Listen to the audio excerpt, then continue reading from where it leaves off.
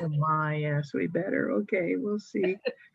Oh, we're recording. Well, good morning, Jeanette. Good morning, Berta. Jeanette Denalian here with Restore My Soul Ministries. Berta Aronson with Hope for Mental Health at Monmouth Christian. And we want to continue our conversation today. We've had what, three conversations so I've far? kind of lost track. Yeah, I think this is number 4. Okay, I'll go with that. And yeah, we're just trying to raise awareness of mental health, especially during this time of the pandemic. But honestly, a lot of my awareness came before the pandemic, and it's been very helpful to me to recognize things like emotions and become aware of them and what we can learn. That's what we talked about last time. Yes. So it's kind of leading us to, or has led us to this area of trauma. Mm-hmm. And I don't think we can talk about mental health without talking about trauma. Not very long ago, I heard somebody just, I saw them just kind of grab their head and say trauma brain. And so I'm not sure everybody would know what that means, but I don't know. We've talked about allowing time for self-care. We've talked about give yourself permission to take care of your mental health. Mm-hmm. And so if we don't acknowledge what's going on and we just keep acting like we're okay or ignoring it, I think we end up pretending. Yes. We do a lot of just pretending everything is okay, and we just start plowing through trying to make everything work. So then what happens? What's that lead us to? Basically being shut down, not being our authentic self, not being as available to God for him to work with us and heal us and support Mhm. us. It affects us physically. When you hold emotions in your body, they don't go anywhere, and your body can get very stressed and you can get ill as a result. Yeah, So it's huge. It's just a huge thing, as is trauma, because this is a traumatic planet. Lots of stuff happens that's harsh and feels unbearable, and most people will experience, just as most people will experience some form of mental health issue in their life, many people will experience some form of trauma in their lives. And when you think of veterans and first responders and how they were already stressed and struggling with trauma, and are especially stressed and vulnerable now during this pandemic. Yeah, for sure. There's a book title that just seems to explain a lot. It's called The Body Keeps the Score. Exactly. And so something in the design of our body, God has designed us, it remembers things. Oh, I had another thought and I just lost it. Where was I going? They come and might go. I call that pandemic brain. I had a thought. Where did it go? I don't know. I just figure if it's important, it'll roll on back sometime. Yeah, well, maybe it will.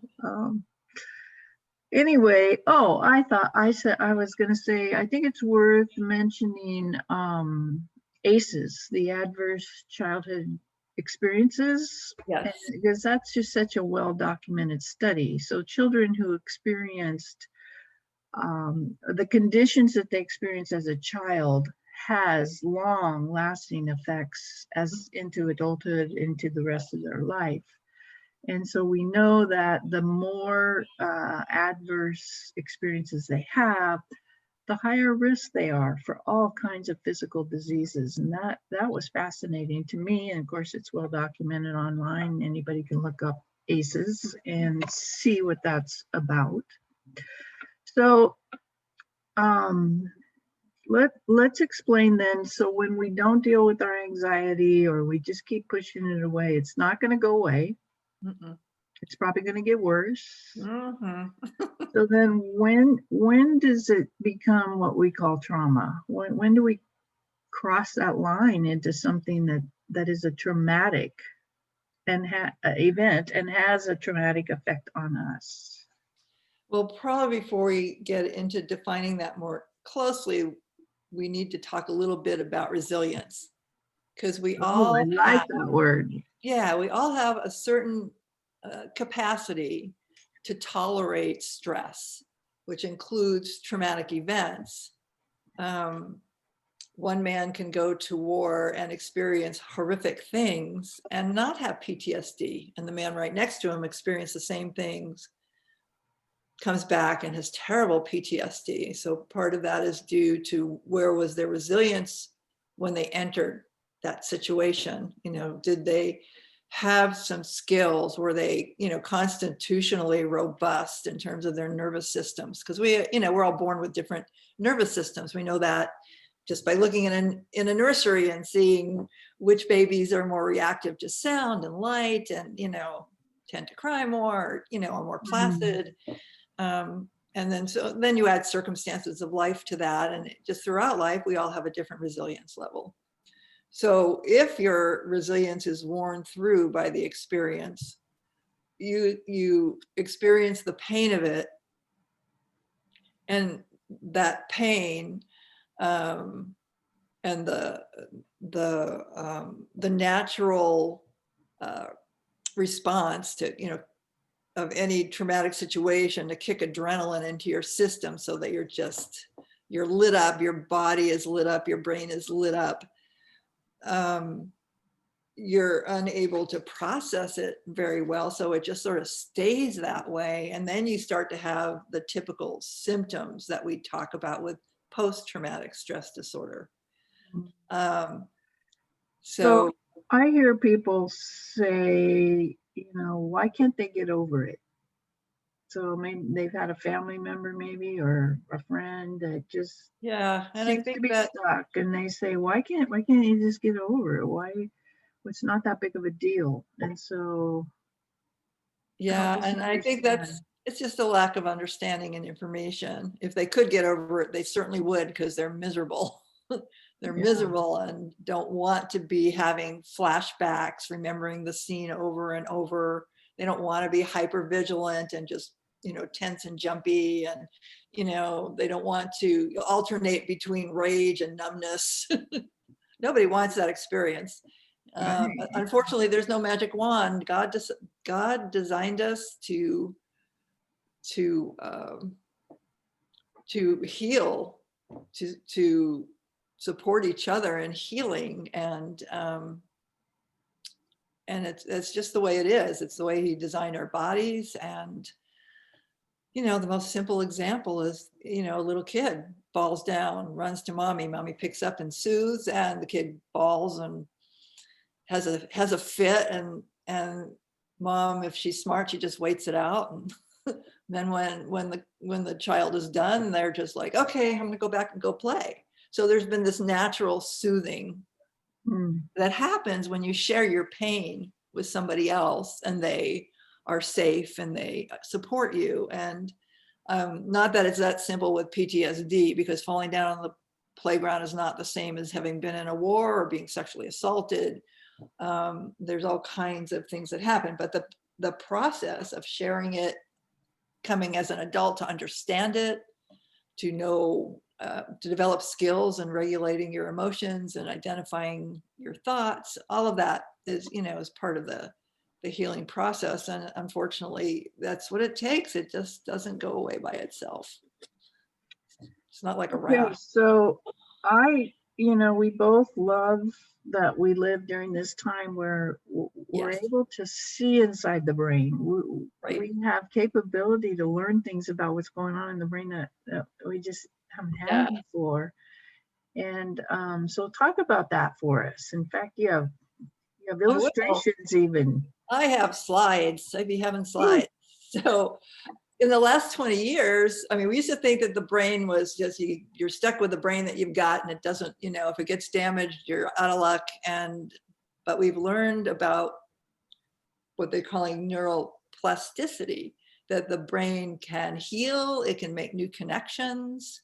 And so in the last 20 years, people have been actually looking at the brain to see what patterns exist with different mental health conditions. And I actually had the experience of going up to the Amen Clinic in Bellevue, Washington, and getting my brain scanned because I was curious. Lots of Alzheimer's in my family. I've also had various forms of depression, had PTSD for many decades. And I wanted to see, was I on the right track? So it's a lovely thing to be able to just look at your brain and go, oh, well, no wonder. No wonder I'm suffering. No wonder I'm struggling. And then be able to figure out, okay, what are the steps to do that are going to heal my individual brain? Because you look at brains with depression and you can see 7 different kinds of patterns. There's no one pattern. Same with ADHD, same with compulsive disorders. But there are some typical patterns with trauma, and those are the slides that I have for you. Actually, I have the first slide I'll show you is of a brain that's functioning fairly normally. So I want to make sure people know what we're talking about. You said Dr. Amen. Dr. Daniel Amen, who for 20 years has been using SPECT scans, which is another kind of nuclear medicine scan that shows the blood flow and function in a brain. So you can look at the scan and see which parts are working too hard, which parts are not working enough or not at all. And then they do a whole integrative workup and come up with an very individualized treatment plan because of the fact that they actually look at your brain. So they know what's going on and what they're treating. They're not just throwing darts in the dark based on symptom clusters. I love it. I love how it gives people hope because, as you said, we just kind of think our brain is damaged. There's nothing we can do. We have to live with it. And this, or we think our mental health issues are a character issue. Yes, yeah, or a spiritual issue. Right. And when you look at, not that those things aren't involved, but when you look at your brain and go, oh, this really is a brain disease or a brain issue, it takes away some of that stigma and shame and guilt about having mental health stuff. So yes, indeed. Okay, you got it for us? Okay, here we go to sharing screen. Biggest challenge of the day is how to share a screen. And then I want to go to the more normal brain first. So I've got to scroll through these slides a bit. Thank you for your patience. Okay, so there's the one. This was kind of a last minute addition. So I'm impressed that you're able to do this. Oh, I would be more impressed. I need to go out of share because I should have had it on the one that I wanted first for some reason. Okay. Oh no, I got it. Or don't I? No, I have the scan that I want, but it's not sharing. Okay. I just got to do that again. Okay, now I can share. I just learned something else new. There we go. That you can, I have to go in and out of share to go in and out of the different slides. So this is a relatively normal adult brain. So let's start with the top slides. This is actually an underneath view. Here's the front of the brain and here's the back of the brain. Here's a side view, front of the brain, back of the brain, top view, front of the brain, back of the brain. And then the other side. What you can see is with the blue, there's like normal, moderate activity. When you go to the back of the brain, you see these white parts, which where the brain is working harder. And then the red is sort of in between the blue and the white. There's activity, but it's most of what you see that's really lit up is in the back of the brain. All right. Yeah, so now let me see. Oh, wait, I can scroll through from here. Okay, hold on a second. Let's see. I can scroll through from here. Okay, close your eyes. You're going to get dizzy. Okay. No, I'm just getting dizzy because I'm going to the side. Okay, here we go. Oh, wow. I just learned a new thing. So here's a brain with PTSD. You can see that it's just lit up like Christmas. It's working way too hard. If you look at the very center here, this is part of the limbic system where we experience a lot of our, more primitive emotions. These are anxiety centers. The back is working harder, and then there's just a lot of overactivity in the brain that's caused by that constant pump of chemicals that comes from experiencing the traumatic situation. And then this is what the brain looks like when you've been holding on to it and you haven't been able to work through it. Wow. Yeah. Yeah, that's impressive. Okay, our time is disappearing quickly. Our time is okay. So what's important now, I think, is to talk about increasing resilience, first of all, maybe, and recovery. So yeah, if we get in this situation, which I want to mention the threat of, there's good studies that document that military personnel that come back that were not actually harmed, the IED did not explode, right. but the threat of makes the PTSD equal to, if not greater than, the one who experienced the actual harm and trauma and injury.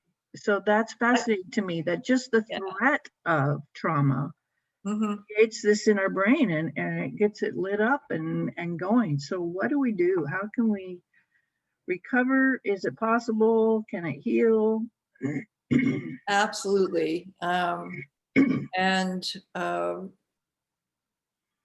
I was just looking at a website that it's a wonderful faith-based website called Reboot, and it focuses specifically on military and first responders. I am They do talk about Reboot. Yeah, I'm familiar with it. In fact, that's one of our restorative groups that we would like to offer if we could find the right facilitator for that. That would be great. Yes, it's a great curriculum. Yeah, it's wonderful. And they talk about that sort of derivative trauma, what you described. It's also referred to as secondary trauma. You've either been stuck in anticipation of it or you've witnessed it. Anyway, healing is absolutely possible. There are a number of therapies out there that are wonderful in helping your brain to heal from trauma, helping your nervous system let go of it. Just for a second here, I want to make sure we've mentioned military, but it's not just in military context that we are talking about at all. Absolutely not. If you've been the victim of sexual trauma or domestic violence, or it could be any traumatic situation that you've experienced that you can develop post-traumatic stress disorder from. So yeah, it's a wide variety of trauma. This world has no end. Yeah, like in my experience, it was medical crisis where my husband was in ICU and very critical for long term, like weeks and weeks and weeks, and not knowing there was the threat of losing him just about every day for ongoing. Absolutely. So that adrenaline kicks in, and then it just sort of sits there, and your body's revving and your brain is stressed and lit up. But there's a lot of therapies that work very well. You have to learn to understand your thoughts and your emotions and learn how to manage them. You need support. It's always great to have support from other people who have experienced similar things. The community that we're designed to be in. That's right. We are designed for that community and connection. And that's part of the healing, is being able to share with other people that are safe, that you can trust, that have some understanding of what you've experienced. And certainly diet and supplements and exercise and stress reduction things are all important as well. So there's a lot of things that you can do to heal. It's work. I will tell you from my experience personally, it's a lot of work, but it's worth it. And to have that stress off of you and be able to just be present in your life here and now, instead of always being pulled to the past or being shut down. So yeah, there's absolutely a lot of hope with that. So there's always more to say, but I'm aware that our time is getting short. Yeah, I think we could do hours and hours on this. And it's fascinating that we can bring that physical piece in and actually see it. Yes. Yes, I really, I love that. It's so useful. It's the leading edge of psychiatry.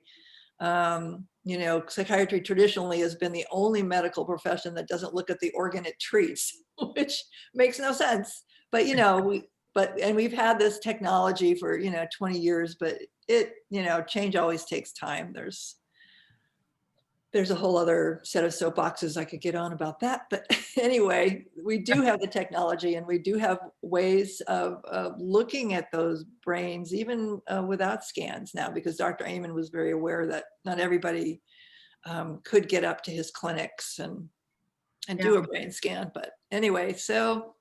You had mentioned EMDR, which Yes. if you could just briefly explain that. Well, that's a therapy that's also been around for 20 or 30 years now. And it's EMDR stands for now my brain just went blank. I forget what it stands for, but it basically eye movement desensitization something. Anyway, there we but go. it's what they discovered is that in the healing process, they studied, you know, the way our eyes move in REM sleep. They go back and forth, and it's part of what we're processing at night. So they figured out how to get your brain working that way by looking, or sometimes they use a vibration, a buzzer in your hands, but it gets your brain working back and forth from one side to the other. And as you talk about the incident, your brain is able to process it and release it from your nervous system. So I did EMDR like weekly for about 4 months, and it changed my nervous system. I just went from to. Yeah. That's wonderful. You've also talked about whole person approach, and I think you've said that it involves a lot of different areas. Talk therapy alone probably isn't going to do it. Not enough with something so complex and deep. But when we're talking about resilience, that is the whole person issue, because you need it in all areas of your life. You need support from community. You need to take care of your physical self with healthy diet and exercise and relaxation. You need to take care of your psychological self by learning to understand your emotions and thoughts. I mean, it's, you know, it's everything. You have to do some work in every corner of your life to get healthy. I think about James,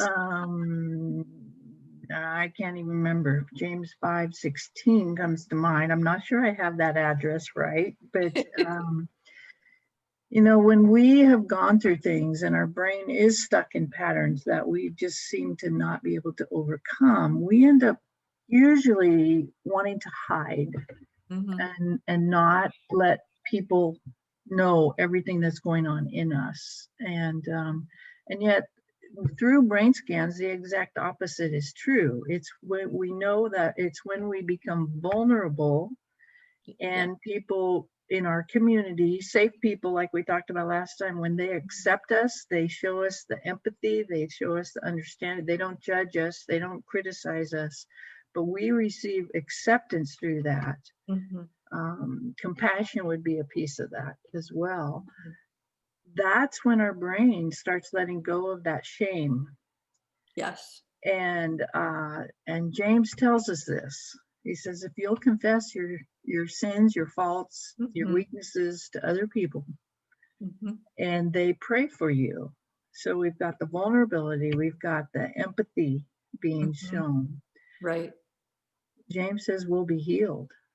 And lots of ways to interpret that verse. Many interpret it only as a physical healing. I don't. I take it as mental healing as well. I read Psalm 6 this morning, and it's all about David processing his grief. He Oh, says, "My couch is just wet with tears." he's And the poster child for processing emotions. He yeah, cries, he rages. so I think that's Yeah. evidence that this is how God has designed Yeah. us. Lots of helpful information today. If nothing else, hopefully we've sparked some curiosity in people, and they'll look Yeah. into all of this further. But Yeah. gotta end it. We gotta end it. We Our gotta go. time All just right. disappears. Thank you Okay. so much, Berta. It was Thank you, very Jeanette. helpful. Talk to All you soon. right. Talk to you Bye-bye. soon. Oh, you gotta end us, I I think. do. Okay, that's Maybe, right. maybe, I don't know. I'm confused. Hmm.